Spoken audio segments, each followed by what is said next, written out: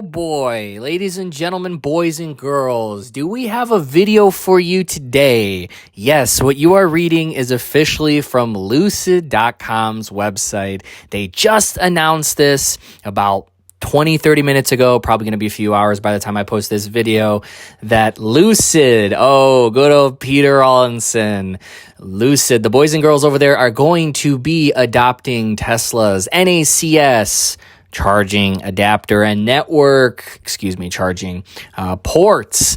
Lucid customers will be able to access 15,000 plus Tesla superchargers in North America in 2025. Lucid to integrate the North American charging standard NACS into vehicles in 2025. Lucid vehicles will be the current combined charging system CCS will be able to access the Tesla supercharging network via an adapter in 2025. I don't know why all these manufacturers that you'll see of my list, that is the ever-growing list, that is all of these manufacturers that are joining, why 2025 is the year. I guess it takes them a year or two to do that. I guess they're not Tesla, right? But let's continue on. Lucid Group Inc. today announced that all Lucid vehicles built with the current combined charging system, CCS, will be able to charge at stations in the Tesla supercharging network by an adapter in 2025. In addition, Lucid will integrate the North American charging standard into vehicles 2025. I just literally, why did they copy and paste the same thing here again? Just to put text on the screen? Better SEO? Adopting NACS is an important next step to providing our customers with expanding access to reliability and convenient charging solutions for the Lucid vehicle, said Peter Rawlinson, CEO and CTO at Lucid. We believe that a unified charging standard backed by a nationwide rollout of future-ready high-voltage charging stations will be a critical step in empowering American consumers to adopt electric vehicles. Lucid remains committed to enhancing the charging experience for its customers and accelerating the adoption of electric vehicles. Oh, Peter boy, it looks like you left Tesla, but now you're coming back home. What happened? I thought Lucid was the next thing. They could do it on their own. Oh, Lucid fanboys, comment down below. I want to see your tears so bad. I love driving my Sapphire, but it's only when I'm using a Tesla supercharger. But also, let's not forget that they lose $338,000 per vehicle. So even when they sell that brand new shiny 1,300, 1,200 horsepower Lucid Sapphire, they are still losing well over $100,000, $250,000 per vehicle.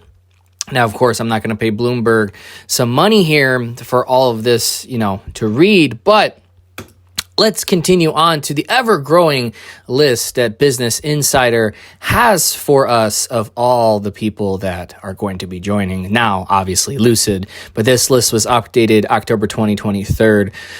So let's start off with the good old boys and girls at Ford, my favorite made in Mexico vehicles. Again, 2025 for these dates to actually have the port installed. I don't know why. Maybe it's a Tesla thing. Who knows?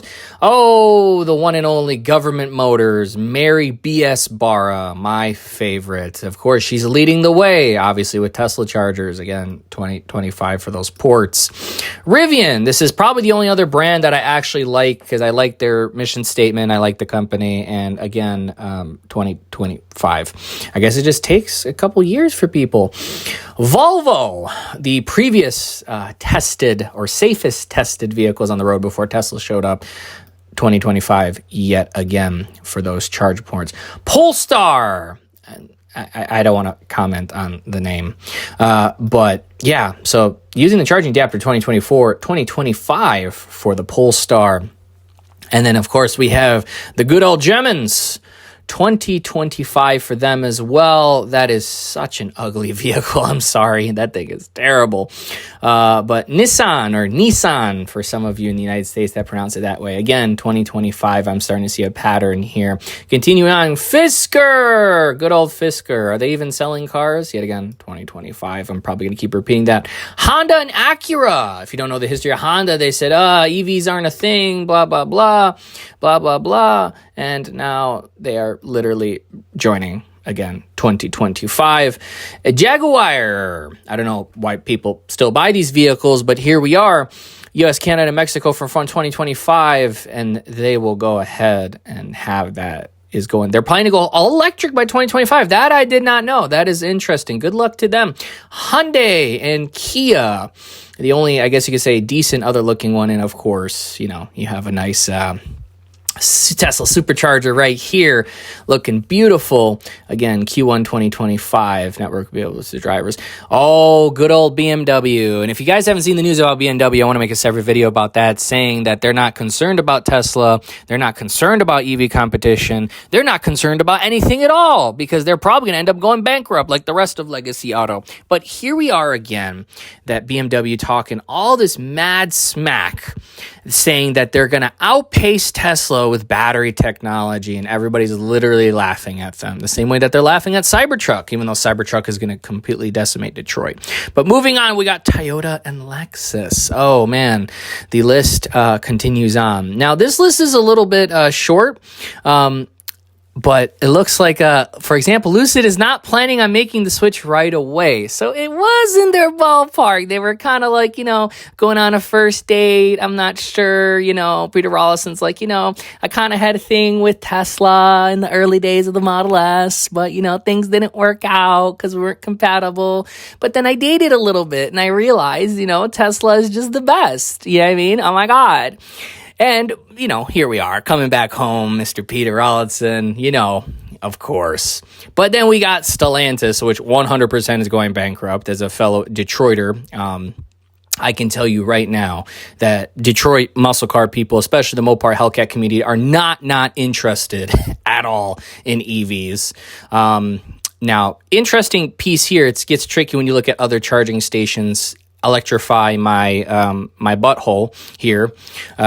You know, it's just like, it's so terrible, because when it messes up in the early days, this software blames the car blames the electrifying network. Oh my God, it's so bad.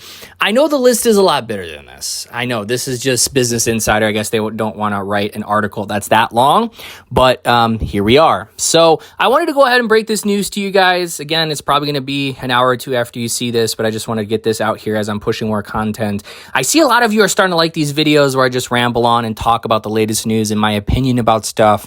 If there's any topic you want me to cover, feel free to comment down below. I will cover anything from, you know, other EV brands to artificial intelligence, EV performance, gapping the combustion fanboys, anything. So I just wanted to, you know, finish off this video with saying, Peter, welcome back home. It's so awesome to see you again.